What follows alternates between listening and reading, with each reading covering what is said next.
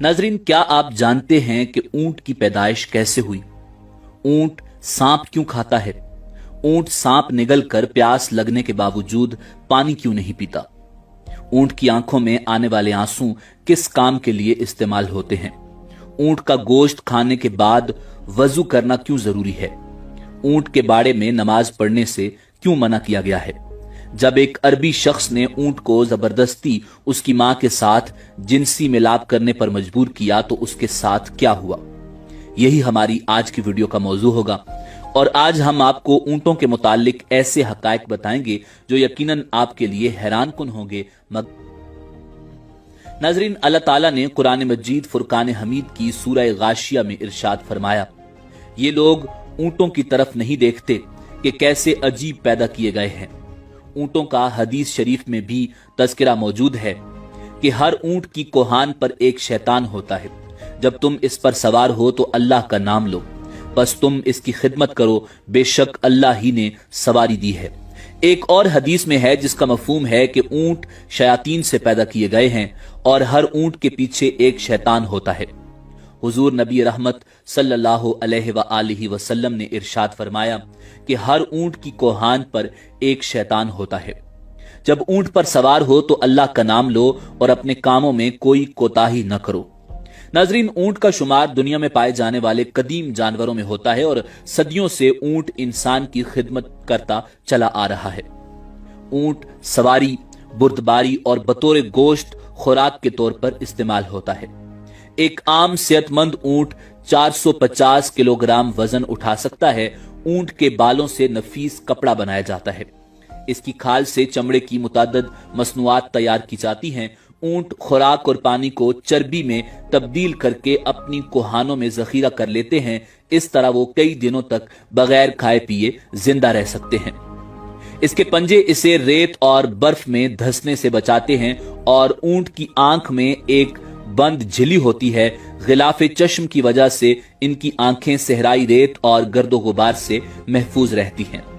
नाज़रीन, जब रेत के तूफान आते हैं तो इनके नथने बंद हो जाते हैं ताकि इनके अंदर रेत न जा सके। ऊंट की नाक के नथने सामने से सीधे नहीं होते बल्कि तिरछे होते हैं। इसी वजह से खुले नथनों में भी रेत बराह रास्त जमा नहीं हो सकती। ऊंट को सहराई जहाज कहा जाता है। ऊंट की दो अकसाम ज्यादा मशहूर हैं।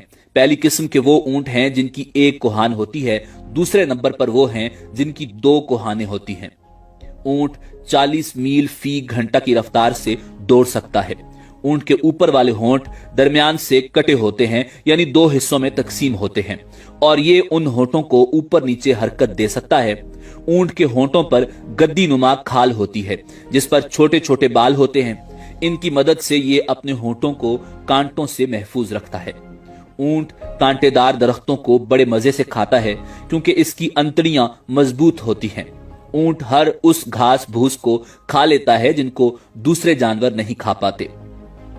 माहिरीन ने इस बात का दावा किया है कि ऊंट 3 मिनट में 200 लीटर तक पानी पी सकता है। इतनी तेजी से इतनी ज्यादा मिकदार में कोई और जानवर पानी पीने की सलाहियत नहीं रखता। नाजरीन, सईदना जाबिर रजी अल्लाह ताला अन्हु बयान करते हैं कि मैं नबी करीम सल्लल्लाहु अलैहि वसल्लम की खिदमत में हाजिर था कि एक आदमी आया। उसने नबी रहमत सल्लल्लाहु अलैहि वसल्लम से सवाल किया कि क्या मैं बकरी का गोश्त खाने पर वजू करूं? तो रसूलुल्लाह सल्लल्लाहु अलैहि वसल्लम ने जवाब दिया, अगर चाहो तो वजू कर लो और अगर चाहो तो न करो, जरूरी नहीं। साइल ने कहा कि क्या मैं ऊंट का गोश्त खाने पर वजू करूं? तो रसूलुल्लाह सल्लल्लाहु अलैहि वसल्लम ने फरमाया, हाँ, ऊंट का गोश्त खाने पर वजू करना होगा। साइल ने पूछा कि मैं ऊंटों के बाड़े में नमाज पढ़ सकता हूं? फरमाया, नहीं, ऊंटों के बाड़े में नमाज नहीं पढ़ सकते। उसने सवाल किया कि क्या मैं बकरियों के बाड़े में नमाज पढ़ सकता हूं? फरमाया, हाँ, पढ़ सकते हो। नाजरीन, ऊंट का गोश्त खाने से वजू वाजिब है क्योंकि इस पर ये दो हदीसें उम्दा सनदों के साथ साबित हैं। इस हदीस की शरह यूं है कि ऊंट का गोश्त खाने के बाद वजू करना वाजिब है, फिर चाहे वो गोश्त जानवर के जिस्म के किसी भी हिस्से का हो, नाके से वजू है। मगर हर हलाल जानवर का गोश्त नाके से वजू नहीं होता। नाजरीन, ऊंट को एक बीमारी लगती है जिसका नाम हयाम है। बाज माहिरीन के नजदीक इस बीमारी का इलाज सांप को जिंदा निगलना है। ये भी कहा जाता है कि बाज औकात ऊंट सांप को खा लेता है, जिसके जहर की वजह से उसको शदीद प्यास लगती है। ऊंट उस हालत में सांप के जहरीले असर, प्यास की शिद्दत की वजह से एक ही सांस में वाफर मिकदार में पानी पी लेता है, मगर सैराब नहीं होता।